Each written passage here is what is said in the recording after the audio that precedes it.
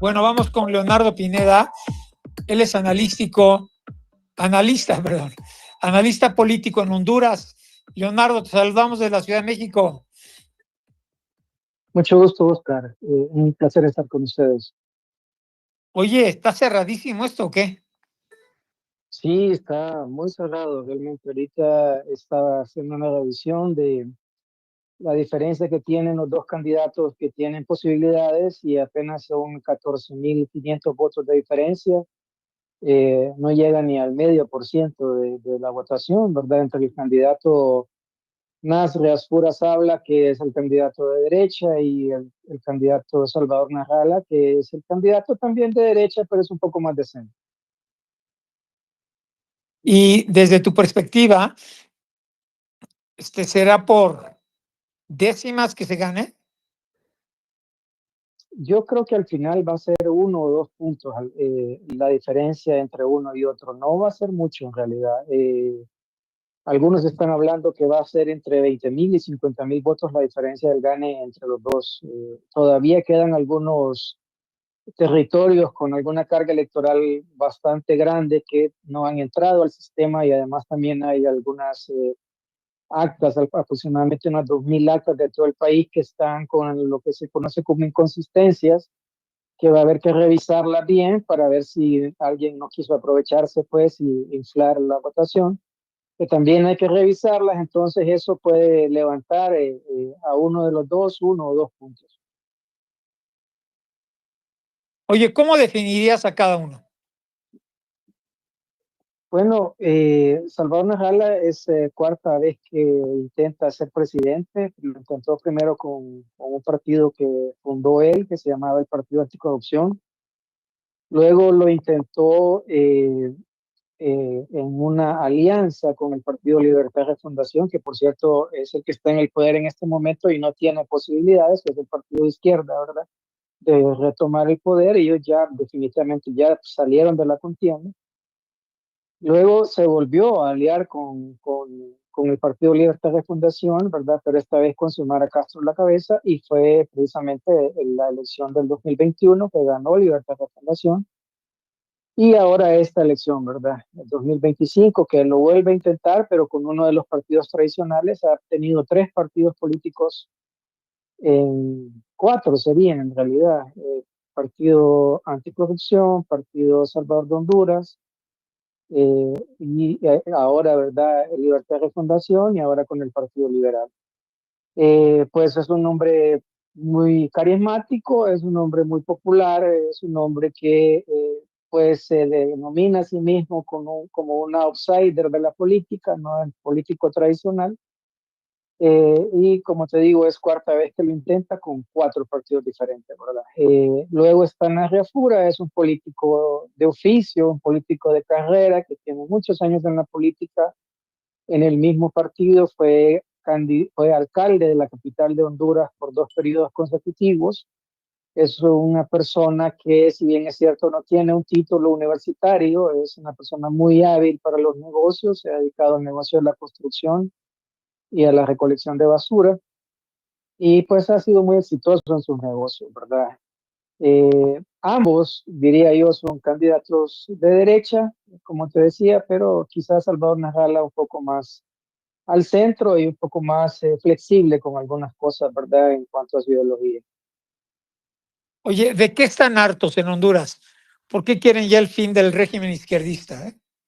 Bueno, estamos hartos desde la elección pasada, ¿no? Habría que hacer un poquito de historia, ¿verdad? En la elección del 2021, el hondureño estaba harto de la política tradicional y de el señor Juan Orlando Hernández, que por cierto fue indultado hace un par de días por el presidente Donald Trump, después de recibir una sentencia de 46 años de prisión por narcotráfico. En Honduras, ese personaje prácticamente hizo que el Partido Nacional perdiera las elecciones después de haberse reelegido ilegalmente en 2017, porque en Honduras no hay reelección. Y, y pues hay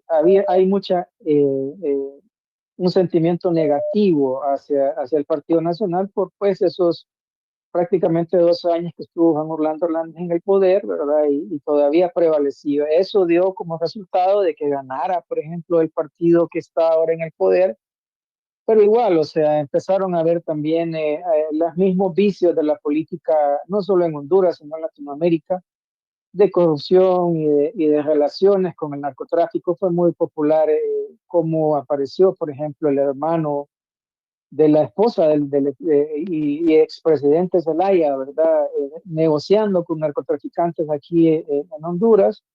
Y luego algunos grandes casos de corrupción que también estallaron de este gobierno, ¿verdad? Como el caso de la Secretaría de Desarrollo Social, de CEDESOL, donde algunos diputados negociaban dinero del Estado para hacer política, ¿verdad? De manera no correcta. Entonces, creo que lo que Honduras está harto es de esa política tradicional y por eso quizá le estén dando una oportunidad a Salvador Narrala, porque quizás es el único que de los que habían no tenía ningún señalamiento de corrupción hasta el momento, ¿no? Y aunque ha sido muy variante, ¿verdad? En sus posiciones ideológicas, ha saltado en varias posiciones, por lo menos es el único que no está ligado ni al narcotráfico ni a la corrupción.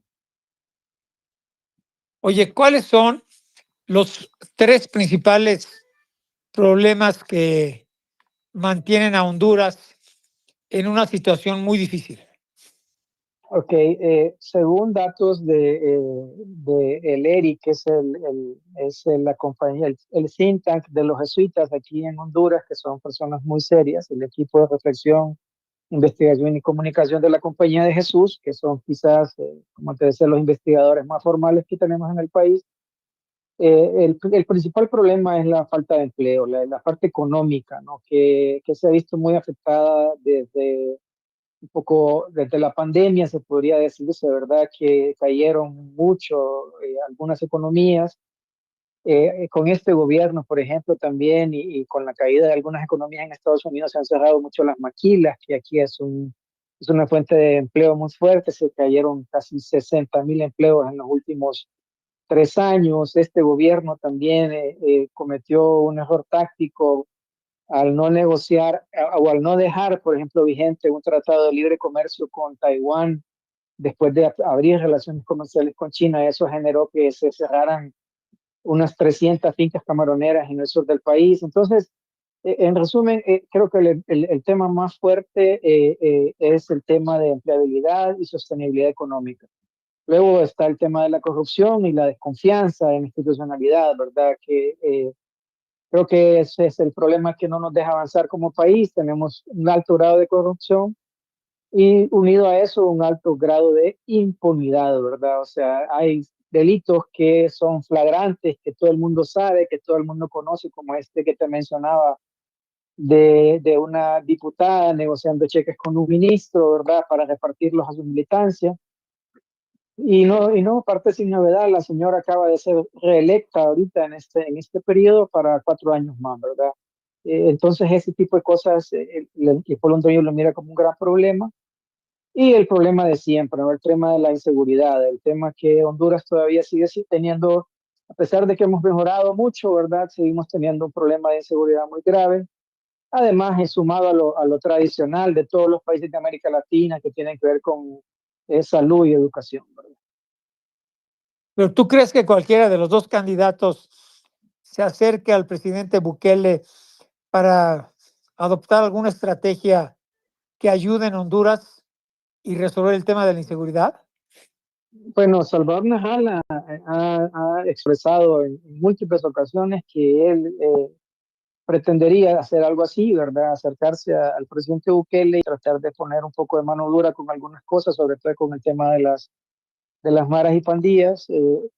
El señor Afura viene de una línea dura del Partido Nacional que precisamente también fue, pues, en Honduras tuvimos la tasa de homicidios más alta de América Latina en 2013. Con las políticas de mano dura del Partido Nacional, eso se logró rebajar a 47 y este gobierno lo logró rebajar hasta 27, lo que es la tasa de homicidio. El Partido Nacional generalmente es un partido un poco más fuerte, ¿no? Es tradición de la derecha ser un poco más severos con el tema de la seguridad, pero quien se acercó más a este tema de hacerlo similar a Bukele fue Salvador Narrala. Este gobierno que tenemos ahorita también intentó replicar algunas políticas, como por ejemplo el estado de excepción. Honduras tenemos 3 años en estado de excepción, ya no es un estado de excepción, es un estado permanente de vulnerabilidad de derechos, ¿verdad? Y pues no ha funcionado como todos quisiéramos. Y ojalá que si se llegara a hacer algo como lo de Bukele, pues se tomara en cuenta ese tipo de cosas, ¿verdad? Oye, ¿de qué vive Honduras, eh? Honduras es un país eminentemente agrícola. Los rubros de exportación más fuertes son el café, el banano, la madera. Tenemos algo poco de minería también, pero un 25% del Producto Interno Bruto son las remesas de la gente que está en Estados Unidos, ¿verdad? Y que nos manda cerca de 12.000 millones de dólares, nos va a mandar el próximo año según estimaciones.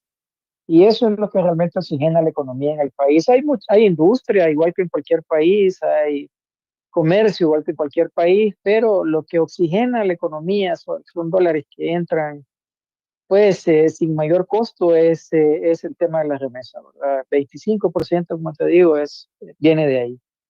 Además del ¿Y café, ¿verdad? Que sí, han café y banano.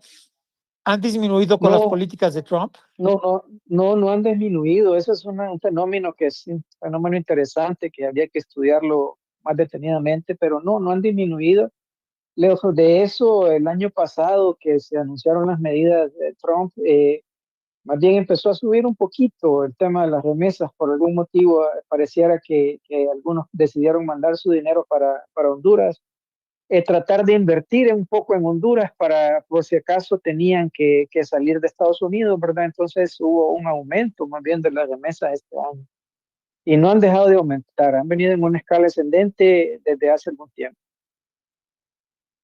Oye, entonces no le sirvió de mucho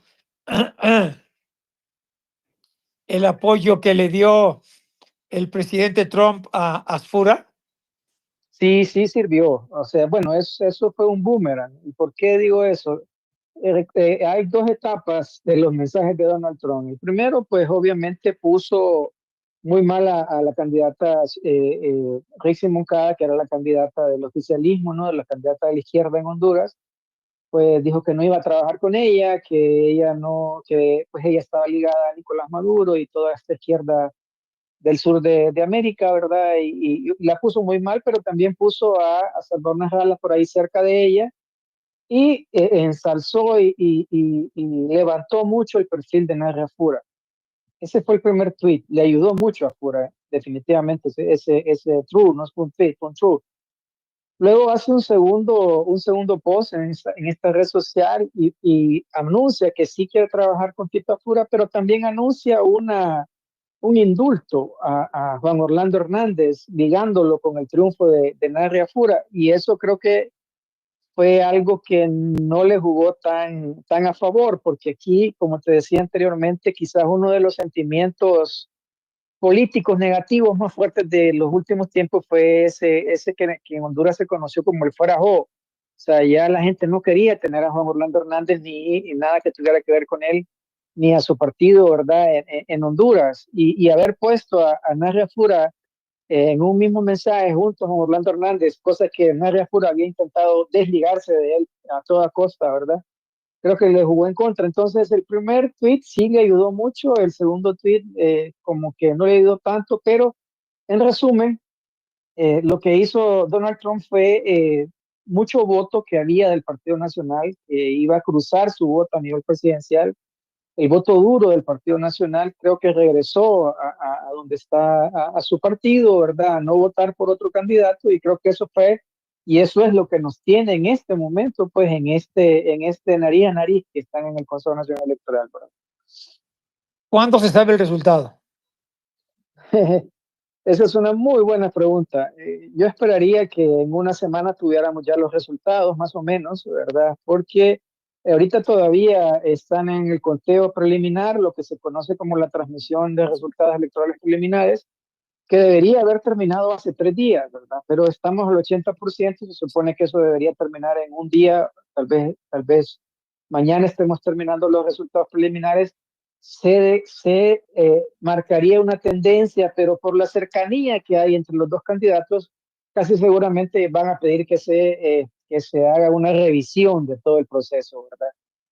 Independientemente de quién gane, van a revisar por lo menos unas 2.000 urnas o 2.000 actas para ver qué pasó, porque tienen demasiadas inconsistencias y ese proceso podría tomar fácilmente unos 4 o 5 días más. Entonces estamos hablando que como para martes de la otra semana podríamos estar sabiendo qué pasó, martes o miércoles. Dame tu pronóstico, mi querido colega.